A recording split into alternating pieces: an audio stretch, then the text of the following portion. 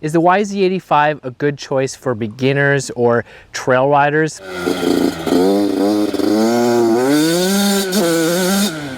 Well, just to get to the point, in my opinion, no, it is not. I'm going to tell you why, who it's actually good for, and what bike you should choose instead if you are a true beginner and want to start out safe.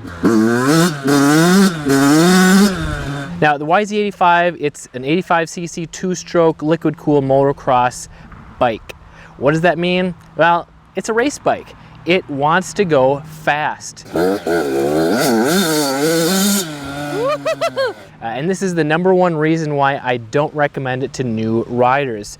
Whether you're a short adult like me or you're looking for one for your 12 to 16-year-old kid, they don't have massive power. It only has like 20 horsepower, but it's how that power comes on when you try to accelerate that makes it not very safe or confident inspiring when you're learning how to ride. For example, when you get going in first gear, it doesn't feel like it has a lot of power.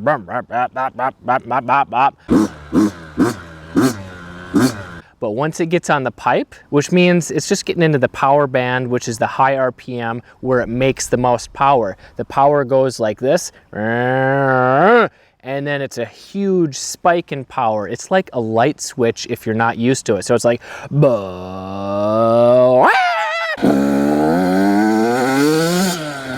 since this wheelbase is so short, the wheels are closer together, it's very easy to wheelie and loop out on this bike. And having that snappy power, it not only makes it intimidating, but it's really hard to control when you're learning how to use the clutch, getting going in first gear, shifting, trying to control the throttle, and especially when you're riding trails. Just quick note, if you are a true beginner and you want to build your confidence faster, I have a free beginner trail confidence guide. You can click the link in the description below. Just riding here in the tight woods, even I had a hard time keeping the front end down and the wheels in the right spot on the trail, especially when it got up in the higher RPM. It really wants to break loose and wheelie. Whereas if you had a more trail-friendly bike, it has a smoother power curve. So when you accelerate, it progresses at about the same rate.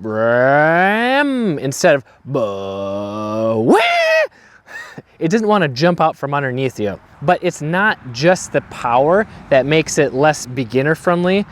You got like 3 other areas. One, the suspension is pretty stiff. It makes it a little more exhausting because you're going to feel every single little bump, especially when you're trail riding at low speeds. This is a race bike. It's meant for motocross, doing big jumps to absorb those big impacts. Number 2, it requires more maintenance. Not only do you have to mix gas, which is easy to do, but it's just one more thing that makes it a little bit more frustrating or intimidating if you're just getting into riding. You need to do more oil changes, more air filter changes, and it's going to require more frequent top-end rebuilds. These 85s, they go through piston rings, piston cylinders a lot faster than an average trail bike. Because you need to ride them at a high RPM. So who is this good for then? Well, if you're already experienced and confident and you want to upgrade from a trail bike to a faster bike, or if you're doing motocross, you want a motocross bike. This is an amazing bike for racing motocross if you're 11, 12, 13, 15 years old and you fit well on it. But if you are a newer rider and you want something that is easier to ride, because I am all about building your confidence and staying safe and enjoying the ride rather than just trying to ride faster and progress your skills as fast as possible. Maybe you're trying to keep up with faster riders. Maybe you think you need the fastest bike.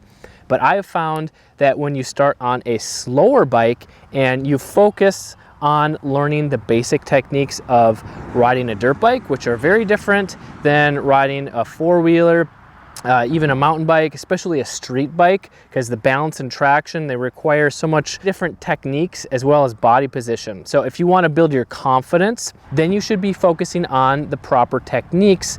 And once you get more confident and comfortable, then you can ride faster without reducing your risk of crashing and getting hurt, because I don't want that to happen to you. So if you need a bike that's similar to this size, something like the KLX 140 or the CRF 125 big wheel, maybe those are slightly lower seat height, but they're much easier to handle, less maintenance,